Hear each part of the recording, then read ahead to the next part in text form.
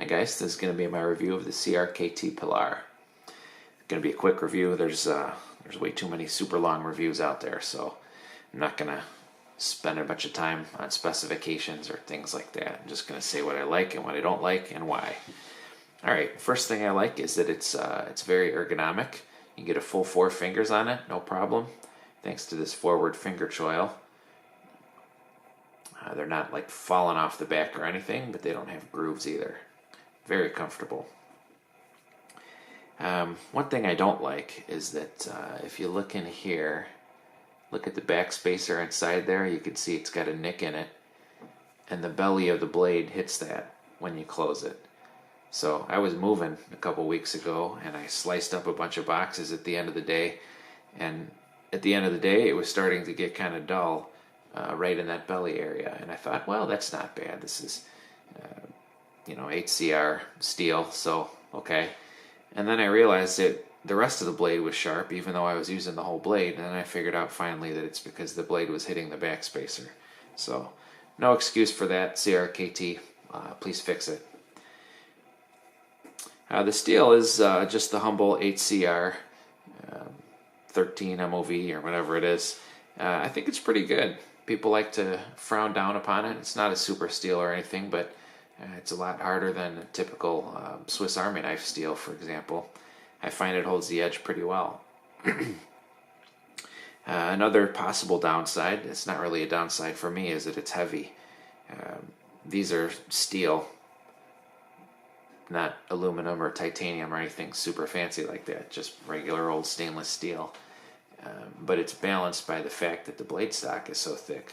So it actually balances right about on the middle finger, right about there, you can see. So it has good balance even though it's heavy. So if you're a backpacker or something, probably not the right knife. The lock bar is kind of stiff, but you get used to that after a while. Anyway, great little knife. I bought it not expecting too much, and you might say, why would you buy that if you're not expecting much? But it's because of knives like this. I bought it and just really, really like it. One other downside is that you have these cutouts here, these fancy cutouts that CRKT likes to do to get the right lock bar tension. But there's kind of some sharp edges there. It's nothing that would cut you or anything, but when you take the clip off and you put it down here so that you can carry it tip up, you'll find that when you pull the knife out of your pocket, these things are like, and they're catching on your pocket. And so that's kind of, they got a little too fancy with that and actually hurt the functionality. They really should fix that as well. So what I plan to do with this knife, being only $25, $30 knife, take it apart, take out that back spacer, and kind of grind a groove in it with a small Dremel stone. And then while I'm at it, take off these kind of sharp corners and edges also with that small stone. I'd like to be able to carry it tip up in a pocket again rather than having it without the clip now. It does make a good pocket knife, but nice to have a clip, especially when you have something that would just clip so nicely on a coin pocket. So pretty highly recommended knife.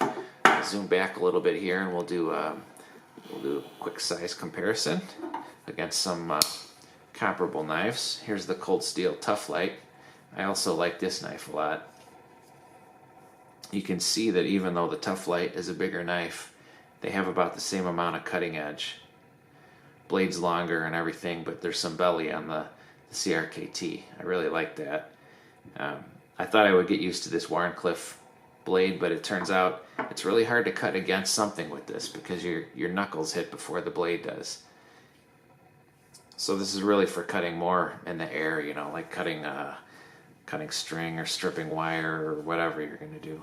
The grip is a little bit more comfortable on the Cold Steel. It's about the most comfortable knife that you can get in the hand. But tip down, carry only, that's kind of a bummer. You might notice I have it set up for left-handed carry.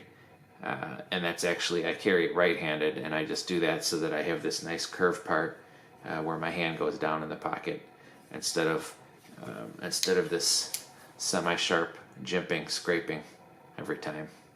But this is actually a very good one-to-one comparison. 25 bucks either way.